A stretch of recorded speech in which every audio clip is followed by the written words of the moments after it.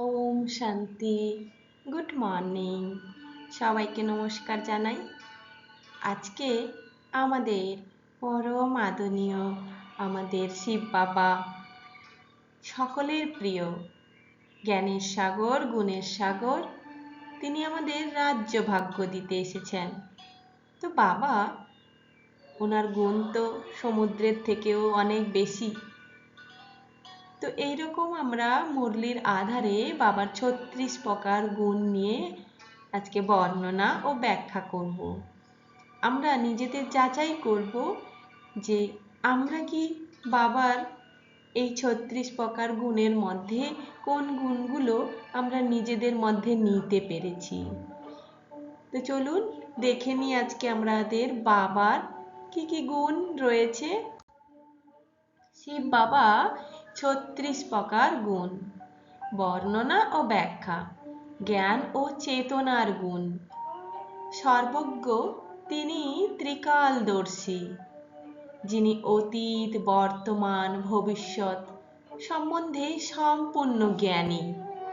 আমাদের শেখান জীবনকে গভীর বোধে দেখতে, অর্থাৎ আমরা জীবনকে কি রূপে দেখি, বর্তমানকে কম ভাবি, অতীত আর ভবিষ্যৎ নিয়ে বেশি চিন্তিত থাকি।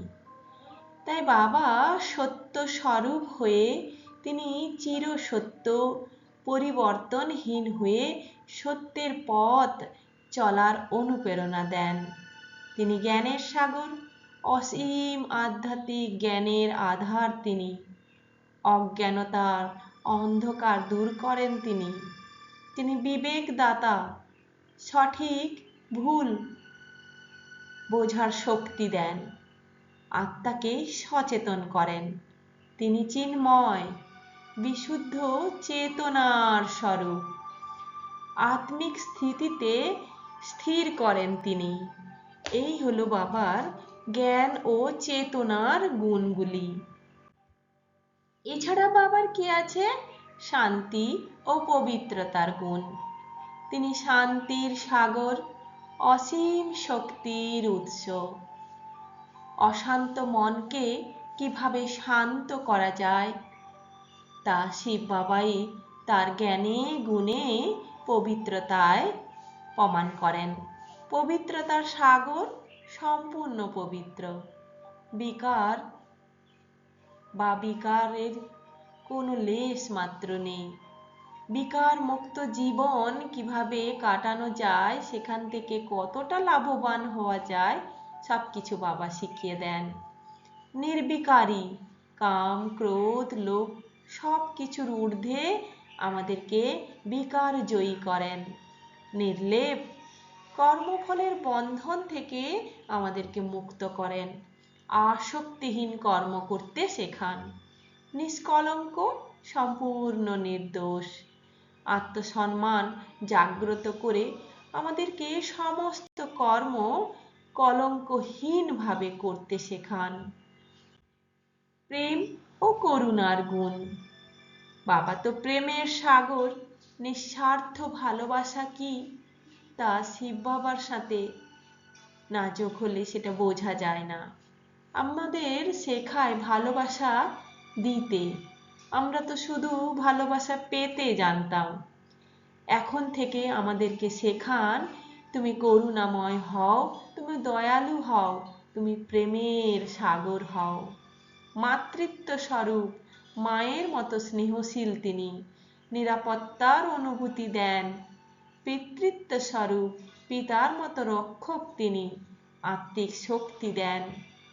আর বন্ধু স্বরূপ, সত্যিকারের বন্ধু একমাত্র ঈশ্বর। একাকিত্ব দূর করেন, সঙ্গী সাজেন এবং সখা রূপে তিনি আমাদের সাথে থাকেন। শক্তি ও মুক্তির গুণ। সর্বশক্তিমান, সকল শক্তির উৎস। আত্মাকে বলবান বানান এবং বলেন তুমি মাস্টার সর্বশক্তিমান, তুমি মুক্তিদাতা হও। আত্মাকে মুক্তি বন্ধন বা মুক্তির স্বাদ তিনি অনুভব করান। জন্ম মৃত্যুর চক্র থেকে তিনি উদ্ধার করেন। জীবন মুক্তিদাতা, স্বর্গের অধিকারী তিনি বানান। জীবনেই মুক্তির পথ, পাপ বিনাশক যোগ বলের দ্বারা যত বিকর্ম, অকর্ম, কুকর্ম যা কিছু আছে সবকে নাশ করো।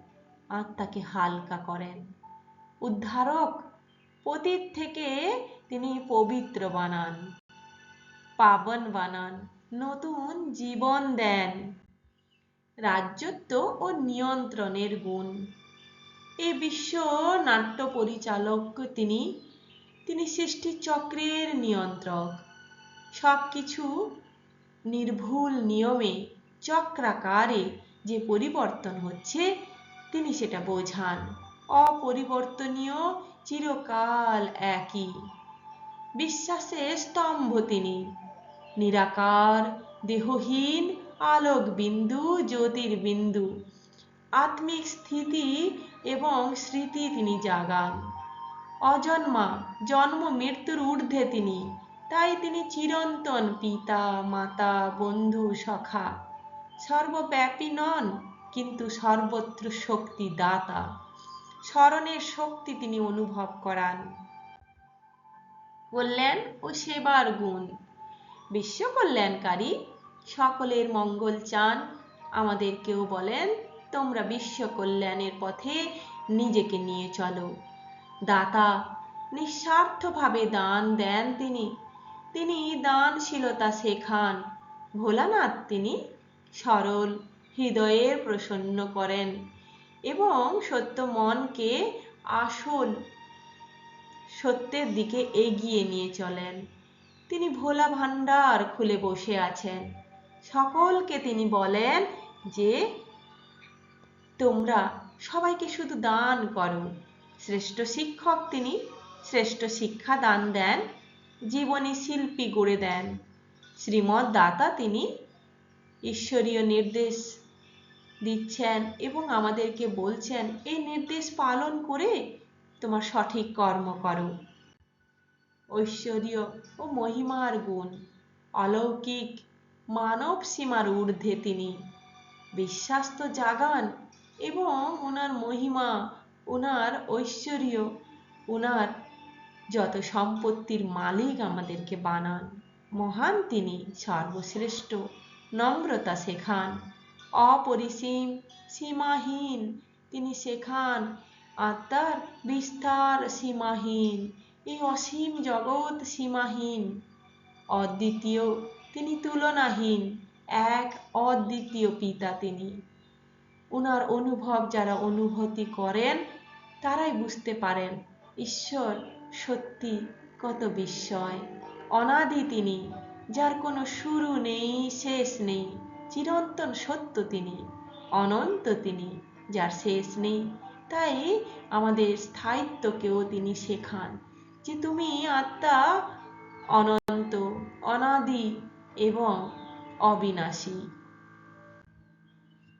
এছাড়া শিব বাবা সব থেকে বড় গুণ শান্তি, প্রেম, শক্তি ও জ্ঞানের জীবন্ত সমুদ্র।